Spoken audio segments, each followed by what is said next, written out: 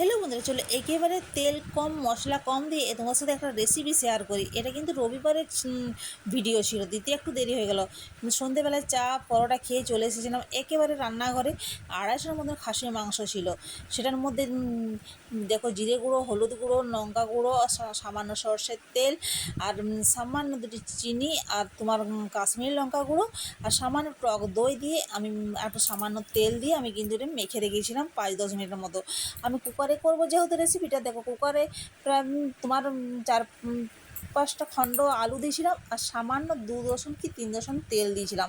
আর পেঁয়াজটা আমি পেঁয়াজ আর রসুন গ্রেট করে নিয়েছিলাম, দেখতে পাচ্ছ। দিয়ে ওইটাতে মেখে নেবো মাংসটার সাথে।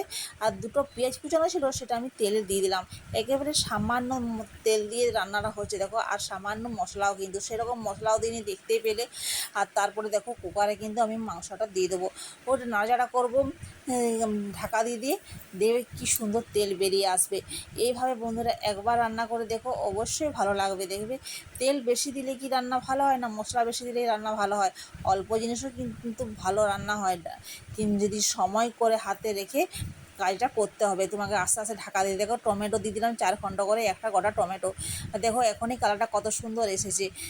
কষে কষে দেখো আমার কষানো প্রায় হয়ে গেছে, তেল ছেড়ে এসেছে। আমি এরপর জল দিয়ে দেবো। তাহলে বন্ধুরা রান্নাটা পুরো দেখে বলবে রান্নাটা কেমন হয়েছে, অবশ্যই কমেন্ট করে জানাবেন। আর দেখো এটা অল্প পরিমাণে জল দেবো, কারণ কষা কষা করবো এটা আমি রুটি দিয়ে খাবো বলে, তাই জন্য বেশি ঝোল করব না। যেহেতু রাত্রে খাবো, অল্পতে আমাদের হয়ে যাবে।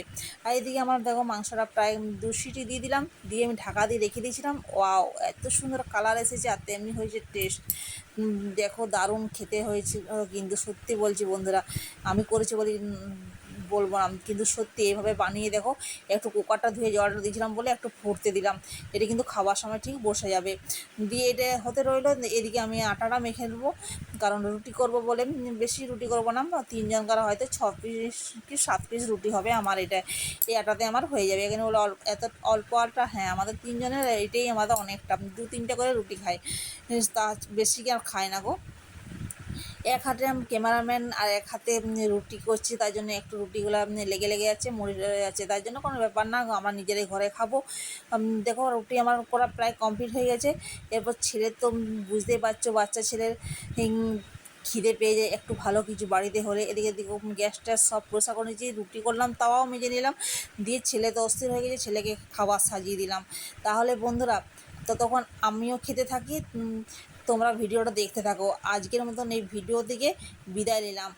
তোমরা ততক্ষণে ভালো থেকো, সুস্থ থেকো, আর পাশে থেকো। আর আমার এই ভিডিওগুলো তোমাদের কেমন লাগছে সেটাও কিন্তু জানাবে। দেখতে পাচ্ছ ছেলে অস্থির হয়ে গেছে, জানো একটু ক্যামেরাটা ধরে দে বাবু।